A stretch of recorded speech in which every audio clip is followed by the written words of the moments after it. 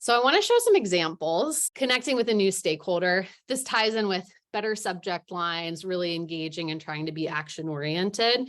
Give the customer some clear context as to what you're trying to do. So, and again, instead of saying, hey, trying to check in, give clear, I want to connect with you, with the new stakeholder that's involved, and myself. Let's get a meeting scheduled. One that I like to call out as well, that frankly, I didn't think about for a long time, but is really helpful, is get to the point in the beginning of your messages. If you don't have like a friendly cadence with or relationship with a customer, you don't have to put, I hope you're doing well. I hope you had a great weekend. You don't have to put that in the beginning of the message, because in their inbox preview, they're just going to see the first couple of words or the first sentence that you put in your message. So make that really action oriented, or give it some context as to why you're engaging. It's just a better way of potentially getting in front of them. Yep. I hope this email finds you well.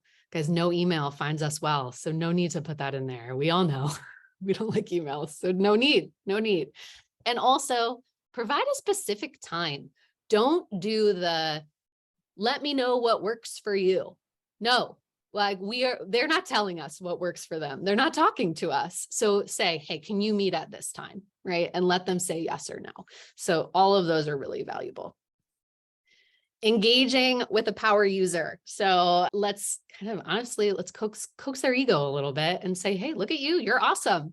I want to talk to you, and I want you to be able to help other customers, right? That's a great way. You're really trying to engage them, showing that they're doing a good job with what they're focused on. And you want to just grab a quick amount of their time because you think what they're doing could help other people. This can be a great way to catch somebody, and they might be more interested in engaging with you afterwards.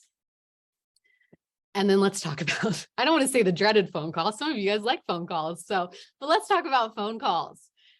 There are some rules of the road. And I think if you have a real plan, this will make things a lot easier for you. So come in with a plan. There are 3 scenarios when you pick up the phone, right? You can actually connect with the person and they have time for you. You can connect with the person, but they do not have time for you, or you get a voicemail, right? Those are the 3 things that are going to happen at the end of the day. So just be prepped in general for those 3 outcomes. Then at the end of the day, have something valuable to give. There should always be some level of value that you've shared with the customer, whether you had a full out conversation, whether you barely talked to them, or you got their voicemail. You should be able to provide some level of value. And before you go in, think about the key reasons why they're ghosting you again. Is it because they're busy? Well, then give them just a win that they've had in your platform recently. It doesn't have to take that long, but remind them why they're using your platform and why it's valuable. If they're missing value, try to show them something that you know would be important to them, or tell them something.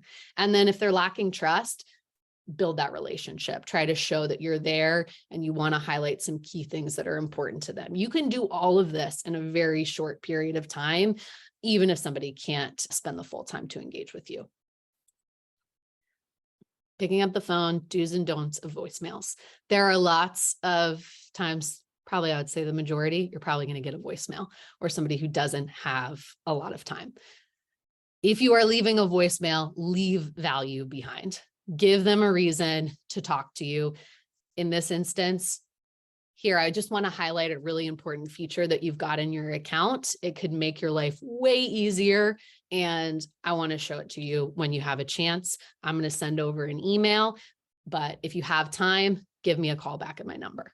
That's a great voicemail, right? You provided value, you gave some context, and you give them a way to re-engage with you if they're interested.